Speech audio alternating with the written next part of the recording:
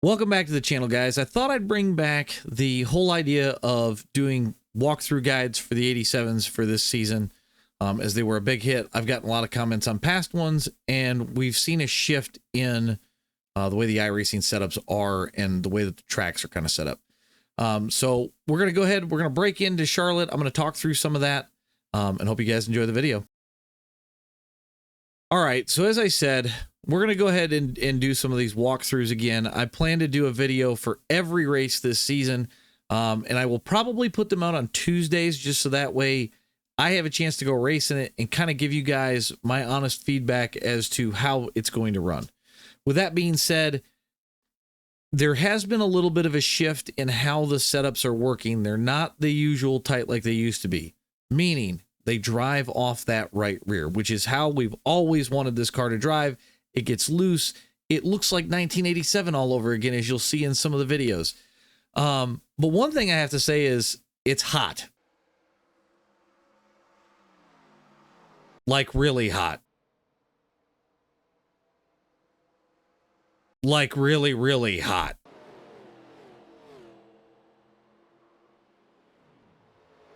Okay, so we've got that out of the way. We're going to go ahead and break into kind of how I ran this track, and how the racing kind of went. I think this will help you guys from the aspect of, instead of me just talking about walkthroughs and tires and all of that nature, I think this will be a little bit better of a video.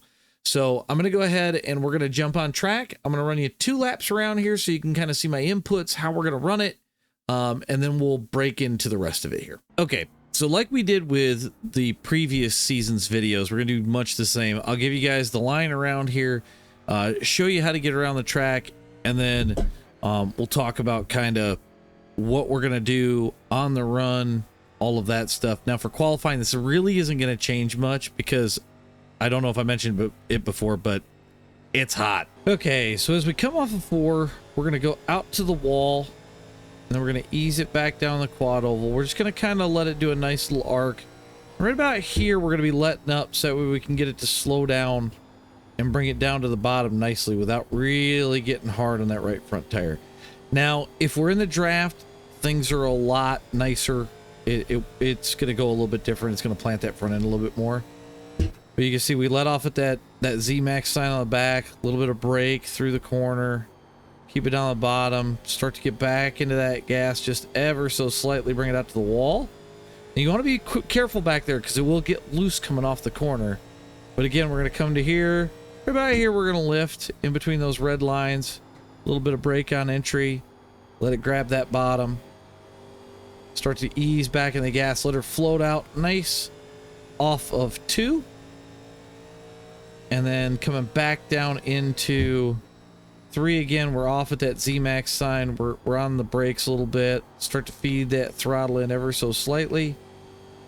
Get back into it nice and hard. And there's 2 laps around Charlotte. Okay, so as we mentioned, obviously, for like the 5th time, it's definitely hot here on the track at Charlotte.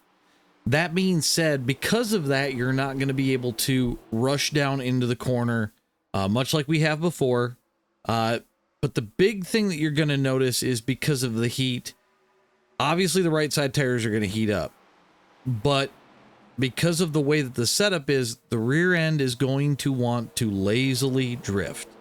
By lazily drift is, you're not going to notice it, especially if you're not on a direct drive, you're not going to notice it until it's already too far gone. If it starts to do that, your best bet, just try to slow it down as hard as you can without causing it to go around. Do not, and I repeat, do not try to turn into the slide to catch it, because once the fronts grab, you will eat the outside wall. So keep that in mind. Now, I ran a 14-to-1 steering ratio for this entire race segment that you see. After about, I think we did 40 laps straight. My right front was at 87. My right rear was at 86. It definitely eats the right rear. There were guys that were far worse than me. If you use the checkup points of the red lines on the wall going into 1 and the ZMAX icon on the backstretch going into 3, that will help you save your tires, for starters. The second piece that's going to save your tires is letting it get to the point that it starts to rotate through the corner. Once you get to rotate, don't smash the gas. We want to feed that gas in. Take your time. Don't worry about the other guys. If they pass you, let them. You do you. You keep your pace the way that you want to, and they will come back to you. Trust me. I had many guys in this race outdrive me in the early segments on fresh tires, and if you give it 20-25 laps of you just running the way that you're running, they will either walk back or they will slide out coming off a 1 or off a 4. Be on the lookout for that too, because if somebody does slide out, the chances of them hooking it back up into your path, it comes up high. Now, that being said, as I noted, we ran the 14-1. I really like the 14-1 on a hot track because it doesn't allow for a mass amount of input and allow that car to break loose. And we're trying to minimize force on the outside tires because of the heat. So you're going to want to probably use that 14-1. As far as the brake bias, leave it alone. If anything, you may go up on that brake bias. It starts out at about 57% and it works really well. You may also get to a point where you're kind of having to use the brake and gas together to get it to tighten up. I would suggest trying that in practice. Don't just jump into a race and think, well, I saw it in the video, I got to try it. By all means, put 20 laps on your tires and then start using that even gas brake and see how it helps you. So with all that in mind, the 14-1, the easy rolling, I'm usually about 130 miles an hour in the bottom of the corner. It works really well at saving that tire. If you feel that you're lagging behind and you want to kind of keep it in the draft a little bit better, in 1 and 2, you can use the midline, but don't get too overzealous with it. You use it too much, it's going to heat up them tires. You're going for a ride. I would say like a every other lap kind of deal to kind of, catch up, get back up to the pack. Don't run against the wall. You want to be in that mid lane if it's there. I also, as a note for this race, we had a couple of cautions early. I didn't take tires until about 45 laps in.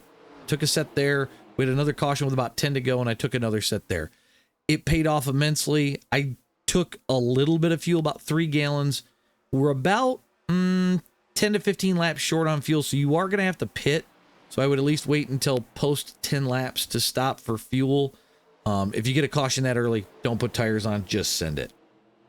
All right, guys, that is my walkthrough guide for Charlotte for this week. Please let me know if you guys think this is a little bit better idea, better format to give you as much information as I can. Also, if you would like some sort of coaching, I do offer that now. That is offered through Premier Racing Setups. You can find all their information. I'll put a link in the description. But that is who handles everything as far as the coaching goes. I believe that's $30 an hour, specifically for the 87s. But I think if you're in that 1500 zone and you really want to improve your times, you want to improve your quality as a racer, it will apply to a lot of other cars as well. Hit me up for that. I'd be more than happy to spend my time doing some coaching. But on that note, guys, hopefully this works for you this week. Let me know. Put the results down in the comments if this helped, and we'll catch you guys at the races.